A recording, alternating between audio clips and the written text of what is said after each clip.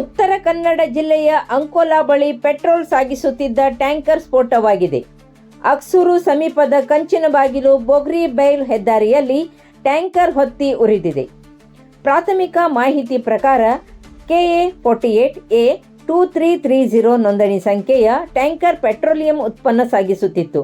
ಚಾಲಕನ ನಿಯಂತ್ರಣ ತಪ್ಪಿದ್ದರಿಂದ ಆ ಟ್ಯಾಂಕರ್ ಅಪಘಾತಕ್ಕೀಡಾಯಿತು. ಅಪಘಾತದ ವೇಳೆ ಅಗ್ನಿಸ್ಪರ್ಶವಾಗಿದ್ದು ಟ್ಯಾಂಕರ್ ಹೊತ್ತಿ ಉರಿಯಿತು.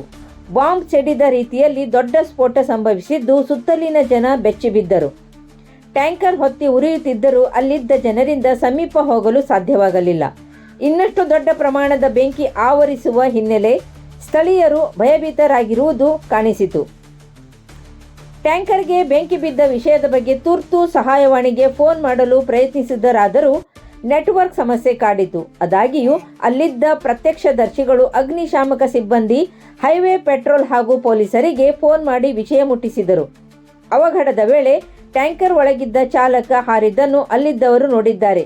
ಬಾಗಲಕೋಟೆಯ ಉದ್ಯಮಿಯೊಬ್ಬರಿಗೆ ಸೇರಿದ ಟ್ಯಾಂಕರ್ ಇದಾಗಿದ್ದು, ಈ ಟ್ಯಾಂಕರ್ ಯಲ್ಲಾಪುರದಿಂದ ಅಂಕೋಲಾ ಮಾರ್ಗವಾಗಿ ಚಲಿಸುವಾಗ ಅವಘಡ ನಡೆದಿದೆ. ಅವಘಡದಲ್ಲಿ ಚಾಲಕನಿಗೆ ಗಂಭೀರ ಪ್ರಮಾಣದಲ್ಲಿ ಗಾಯವಾಗಿದೆ.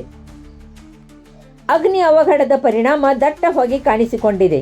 ಬಿಸಿಲಿನ ಜೊತೆ ಅಗ್ನಿಯ ಶಾಖವು ಸುತ್ತಲಿನ ಪ್ರದೇಶವನ್ನು ಆವರಿಸಿದೆ.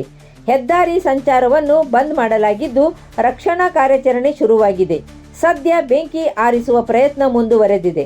ಟ್ಯಾಂಕರ್ ಹೊತ್ತಿ ಉರಿಯಲು ಸ್ಪಷ್ಟ ಕಾರಣ ಹಾಗೂ ಚಾಲಕನ ಸ್ಥಿತಿಗತಿ ಬಗ್ಗೆ ಇನ್ನಷ್ಟು ಮಾಹಿತಿ ಬರಬೇಕಿದೆ.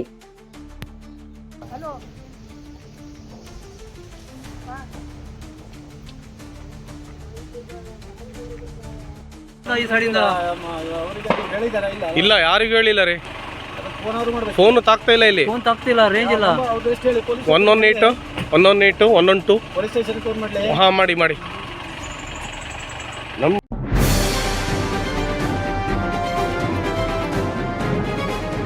ಇದು ಖಾಲಿ ಡಿಜಿಟಲ್ ವಾಹಿನಿ, ಸತ್ಯ ಮತ್ತು ಸ್ಪಷ್ಟ ಸುದ್ದಿ.